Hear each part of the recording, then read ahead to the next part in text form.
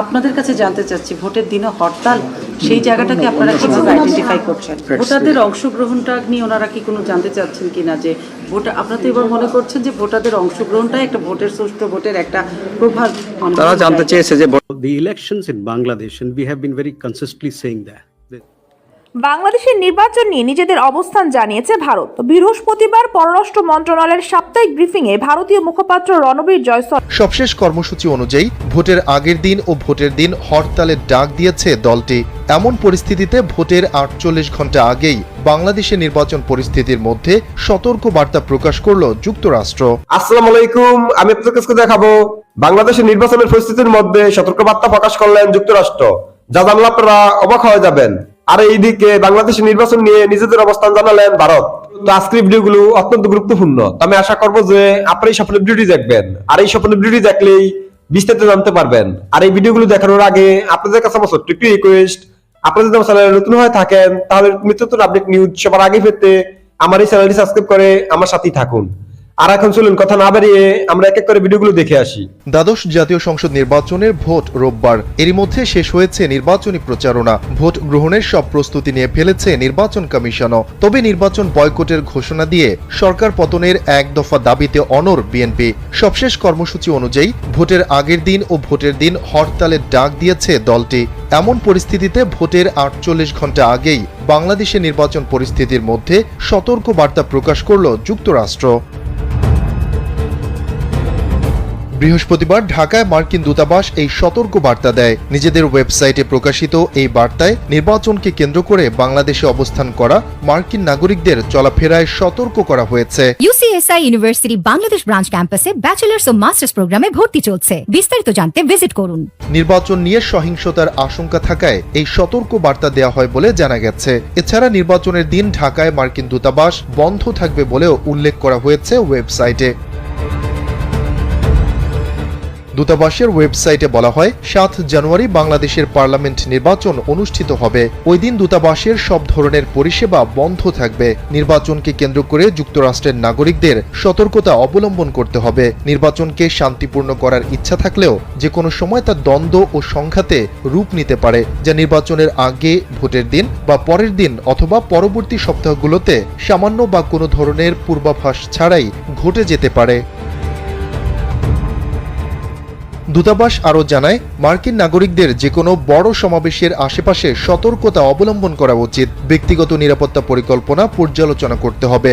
স্থানীয় ঘটনাসহ আশপাশের পরিস্থিতির বিষয়ে সচেতন থাকুন এবং কি ঘটছে সে বিষয়ে অবহিত থাকার জন্য স্থানীয় সংবাদ মাধ্যমগুলো পর্যবেক্ষণ করুন। এছাড়া মোবাইল ফোনে সবসময় চার্জ রাখা এবং যে কোনো জায়গায় চলাফেরার ক্ষেত্রে বিকল্প সবগুলো পথের খোঁজ রাখার পরামর্শ দেওয়া হয়েছে যুক্তরাষ্ট্রের নাগরিকদের। আরও বলা হয়েছে, বাংলাদেশে যুক্তরাষ্ট্রের কর্মীরা কঠোর নিরাপত্তা নির্দেশিকা অনুযায়ী বসবাস, কাজ এবং ভ্রমণ করেন। তাদের চলাচল ও ভ্রমণ বিধিনিষেধের অধীনে। বিক্ষোভ ও নাগরিক অস্থিরতার সময় এই ভ্রমণ বিধিনিষেধ বাড়ানো হতে পারে। সতর্কতামূলক ব্যবস্থা গ্রহণ করায় দূতাবাসের সেবা বিঘ্নিত হতে পারে বলেও জানানো হয়েছে। The elections in Bangladesh, and we have been very consistently saying that. বাংলাদেশের নির্বাচন নিয়ে নিজেদের অবস্থান জানিয়েছে ভারত। বৃহস্পতিবার পররাষ্ট্র মন্ত্রণালয়ের সাপ্তাহিক ব্রিফিংয়ে ভারতীয় মুখপাত্র রণবীর জয়সওয়াল বলেছেন, নির্বাচন বাংলাদেশের অভ্যন্তরীণ বিষয় এবং বাংলাদেশের জনগণই তাদের ভবিষ্যৎ নির্ধারণ করবে। এ নিয়ে ভিন্ন মত পোষণ করার কিছু নেই। ব্রিফিংয়ে এক সাংবাদিক তাকে প্রশ্ন করেছিলেন, বাংলাদেশে ৭ জানুয়ারি নির্বাচন অনুষ্ঠিত হতে যাচ্ছে। প্রধান বিরোধী দলগুলো অংশ না নেওয়ায় এই নির্বাচনের গ্রহণযোগ্যতা নিয়ে প্রশ্ন উঠেছে। এ বিষয়ে ভারতের মতামত কি? জবাবে রণধীর জয়সওয়াল বলেন, আমরা ধারাবাহিকভাবে বলে আসছি যে বাংলাদেশের নির্বাচন বাংলাদেশের অভ্যন্তরীণ বিষয়। বাংলাদেশের জনগণই তাদের ভবিষ্যৎ নির্ধারণ করবে। আমরা এই অবস্থানে আছি। সর্বশেষ সংবাদ সম্মেলনে এই প্রশ্ন করা হয়েছিল। তখন আমার পূর্বসূরি ভালোভাবে প্রশ্নের জবাব দিয়েছিলেন। তাই আমি এখানেই বিষয়টি শেষ করছি। আরেক সাংবাদিক প্রশ্ন বলেন, ভারতের নির্বাচন কমিশনের ৩ জন সদস্য ইতিমধ্যে ঢাকা পৌঁছেছেন, যার আগে তারা পররাষ্ট্র মন্ত্রণালয়ের কর্মকর্তাদের সঙ্গে দেখা করেছেন। পররাষ্ট্র মন্ত্রণালয় কি কোনো ব্রিফ করেছে বা নির্বাচন কমিশনের কর্মকর্তাদের সঙ্গে আপনার কি আলোচনা হয়েছে?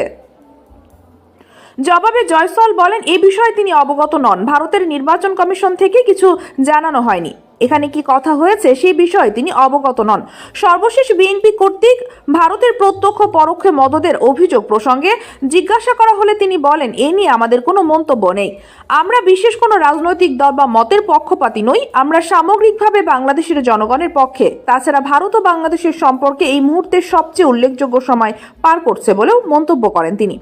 প্রসঙ্গত বাংলাদেশের নির্বাচন যত ঘনিয়ে আসছে ভারতকে ঘিরে সমালোচনা ততই প্রগাঢ় হচ্ছে।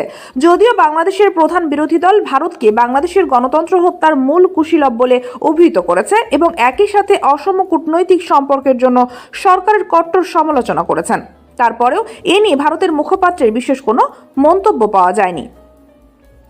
অবশ্য ক্ষমতাসীন দল ভারতকে উন্নয়নের সহচর হিসাবে উল্লেখ করে বলেন আমাদেরকে তাদের অর্থনীতির গতি প্রবৃদ্ধির সঙ্গে তাল মিলিয়ে এগিয়ে যেতে হবে। আপনাদের কাছে জানতে চাচ্ছি, ভোটের দিনে হরতাল, সেই জায়গাটাকে আপনারা কিভাবে আইডেন্টিফাই করছেন? ভোটারদের অংশগ্রহণটা নিয়ে ওনারা কি কোনো জানতে চাচ্ছেন কিনা যে ভোটার, আপনারা তো এবার মনে করছেন যে ভোটারদের অংশগ্রহণটাই একটা ভোটের সুষ্ঠু ভোটের একটা প্রভাব।